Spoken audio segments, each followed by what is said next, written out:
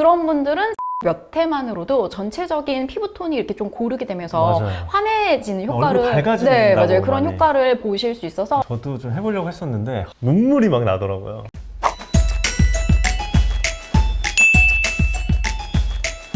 권장님 요즘에 날씨가 많이 더워졌죠? 네, 낮에는 벌써 한여름 같은 그죠, 그죠. 날도 있어요. 맞아요. 혹시 여름 휴가 계획은 세우셨어요? 근데 아직 고민 중인데 아이들 방학이랑 남편이랑 저랑 이렇게 스케줄을 맞추는 게 생각보다 어려워요. 어려워. 네. 그게 어렵습니다. 네. 휴가를 막 제대로 못 가신 분들이 막 이제 본물 터지듯이 막 휴가를 나가고 계시더라고요. 그래서 여행 계획을 세우는 사람들이 요즘에 되게 많다고 그래요. 그래서 오늘은 본격적인 휴가철이 다가오기 전에 미리 자신감 있는 이런 휴가를 위해서 하는 추천 시술 베스트 3를 우리 고 원장님께서 여름 전 시술 전문 고 원장님께서 다 알려주신다고 하니까 이 영상 끝까지 보시고 구독, 좋아요, 알림 설정까지 누르고 시작해 보겠습니다. 자, 첫 번째 시술 뭔가요? 첫 번째는 바로 레이저 제모인데요. 중요하죠. 이제 여름에는 아무래도 옷차림이 짧아질 수밖에 없고 민소매를 입는 경우 팔다리 털뿐만 아니라 겨드랑이도 좀 신경 쓰일 수밖에 없죠. 그래서 휴가 때 또 수영복을 입기 위해서는 비키니 라인 뭐 이런 데도 정리가 필요하고요. 이제 제모는 이제 스스로의 위생 관리와 청결을 위해서 면도기나 제모 크림, 시판용 왁싱 스트립, 가정용 레이저 제모기 등을 사용해서 셀프 관리 방법으로 진행하는 경우가 많아요. 셀프 제모의 경우에는 본인이 원할 때 언제든지 시행 가능하다는 장점이 있지만 위생적이지 못한 도구를 사용하거나 무리하면 모낭염 또는 접촉성 피부염 등의 부작용이 생길 수 있는데요. 전문 왁싱샵에서 받는 왁싱 경우 자칫 잘못하면 피부에 염증이 생길 수 있고 레이저 제모에 비해서는 유지 기간도 길지 않고 주기적으로 해야 해서 비용 부담도 만만치 않죠. 그래서 더욱 레이저 제모에 대한 관심이 커지고 있습니다. 일단 제모를 위해서는 먼저 털의 특성을 알아두는 것이 좋은데요. 우리 몸에서 털은 피부 안쪽에 있는 모낭세포에서 만들어지고 성장기, 퇴행기, 휴지기의 3단계를 거쳐서 자라나게 되는데요. 영구적으로 털을 제거하기 위해서는 이런 모낭세포를 완전히 파괴해야 하는 거죠.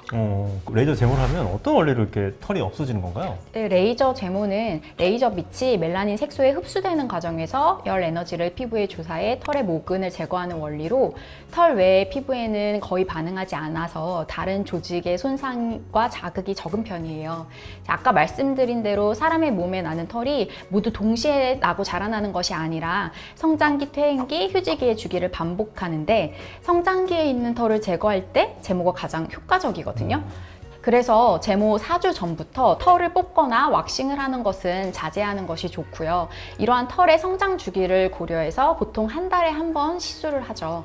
제모 부위나 털의 굵기, 밀도, 피부 상태 등에 따라서 5에서 10회 정도의 시술이 필요할 수 있고요.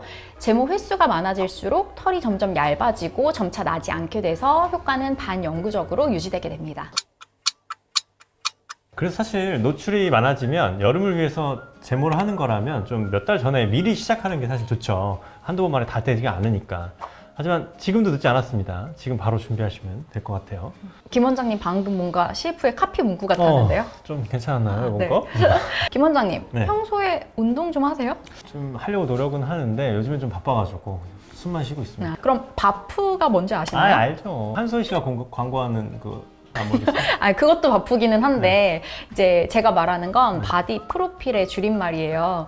특히 젊은 층에서 다이어트와 운동으로 몸을 가꾸고 스튜디오 촬영으로 남기는 바디 프로필 촬영을 되게 많이 하거든요. 그래서 운동으로 몸을 만들고 촬영을 위해서 매끈한 피부를 위해 제모를 하러 많이 들어오세요. 근데 이게 제모만 하는 게 아니라 태닝을 같이 하는 경우가 있어서 문제가 될 수 있어요. 태닝이 이제 피부가 자외선 노출되면 멜라닌 세포를 자극해서 피부가 어둡게 변화되는 그런 원리인데 아시는 것처럼 이제 제모 레이저 같은 경우에는 털도 태우지만 그 검은 멜라닌 세포에도 반응을 하기 때문에 사실 태닝이랑 제모는 좀 상극이죠. 네.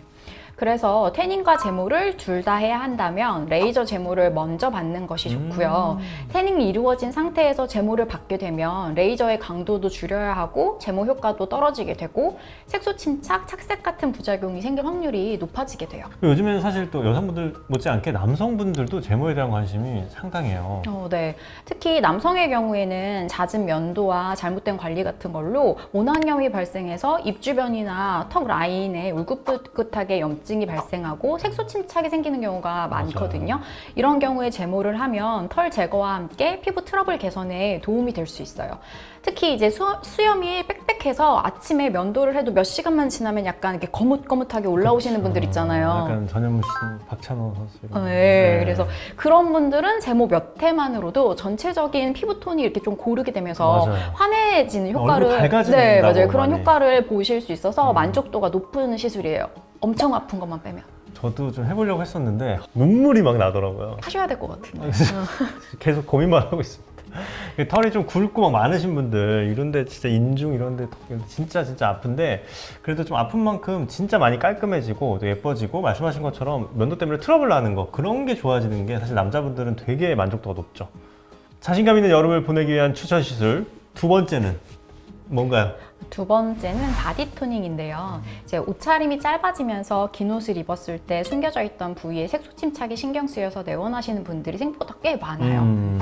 반복적인 마찰에 의한 팔꿈치나 무릎 부위의 착색, 그리고 넘어져서 다친 상처, 가려워서 긁었던 부위의 색소 침착, 그다음에 가슴과 등에 여드름이 났었던 부위의 자국 등 여러 가지 원인에 의해서 발생한 색소 침착으로 인해 반팔 반바지를 입기 힘들다고 이렇게 내원하시는 맞아요. 분들이 있으신데요. 색소 침착 부위와 색소 침착의 정도 그리고 원인에 따라서 치료 기간이 좀 달라질 수는 있지만 1, 2주 간격으로 레이저 토닝을 한 10회 정도 시행하면 어느 정도 효과를 볼 수 있고 흉터 같은 경우에는 붉은기가 같이 동반된 경우가 많기 때문에 V빔 같은 혈관 레이저를 같이 병행해서 치료할 수 있어요. 근데 이제 제일 중요한 건 색소 침착이 된 원인이 다시 생기지 않도록 관리하는 건데요. 다쳐서 생긴 상처는 더 이상 그 부위를 안 다치면 되지만 사실 이제 긁어서 생긴 아토피 피부염이 원인이었다라고 하면 그 피부염을 관리하는 거 그리고 여드름이 원인이었다라고 하면 여드름이 재발하지 않도록 관리하는 것이 중요합니다. 더 자세한 내용은 바디 화이트닝 편이 있으니까 그걸 또 참고해 보시면 좋을 것 같고 사실 요즘에는 이렇게 액티비티가 되게 다양해지고 막 그러면서 바디를 노출하는 일들이 되게 많아져가지고 요새는 되게 니즈가 많으신 것 같아요. 많은 분들이 이것 때문에 찾아오시고 사실 바디 토닝도 일주일 간격으로 한다고 해도 몇 달이 걸리는 일이니까 사실 여름에 이제 짧은 거 입기 전에 미리미리 좀 준비를 하시면 좋겠고 한 가지만 더 덧붙이고 싶은 게 있다면 이제 몸에도 자외선 차단제를 좀 꼭 사용해 주셨으면 하는 거 잊지 마시고 자 그럼 이제 세 번째인가요? 마지막은 뭔가요? 마지막은 겨드랑이 보톡스인데요. 그렇죠. 여름이 되면은 촉촉해지는 겨드랑이 때문에 손도 못 들고 뭐 이렇게 그렇죠? 그럴 때 가장 편하게 하실 수 있는 시술이 바로 겨드랑이 보톡스입니다. 이제 아까 김 원장님 경험담이신 것 같은데 제가 이따 끝나고 보톡스 좀 놔드릴게요. 네.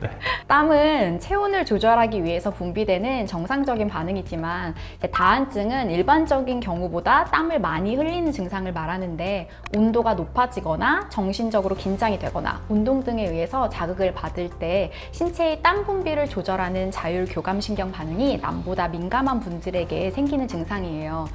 땀을 유발할 만한 자극을 받았을 때 자율교감신경에서 아세틸콜린이라는 신경 전달 물질이 비정상적으로 많이 분비돼서 남달리 땀을 많이 흘리게 되는 것인데 손바닥, 발바닥, 얼굴 등에서 땀이 많이 나게 되고 특히 겨드랑이의 경우에는 땀샘이 많아서 다른 부위보다 유독 땀이 많이 난다고 느끼기 쉽습니다. 이것을 보톡스로 개선이 가능한데 땀이 과다하게 발생하는 그 부위에 보톡스를 주사해서 땀샘에 분포된 신경 전달 물질인 아세틸콜린 분비를 차단해서 땀 분비를 줄이게 되는데요.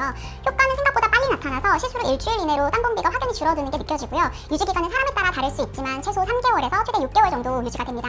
다만 이마나 미간 등의 주름에 사용하는 보톡스보다는 많은 용량이 사용되기 때문에 지속적으로 시술을 할 경우에는 항체가 형성돼 내성이 생길 수 있어서 보톡스 시술 간격을 잘 지키고 내성이 쉽게 생기지 않는 보톡스 제품을 이용하는 게 좋습니다.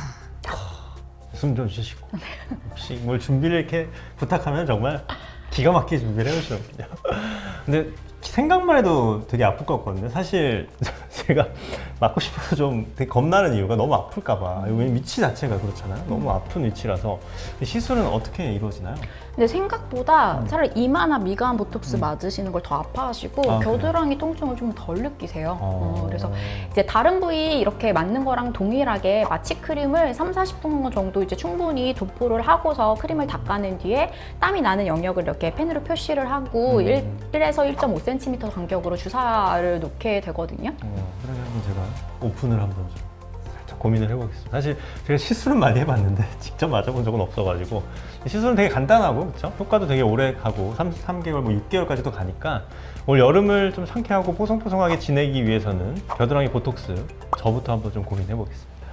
오늘 말씀드린 시술 지금부터 미리미리 준비해서 좀 당당하고 자신감 넘치게 이번 여름을 보내시는 건 어떨까요?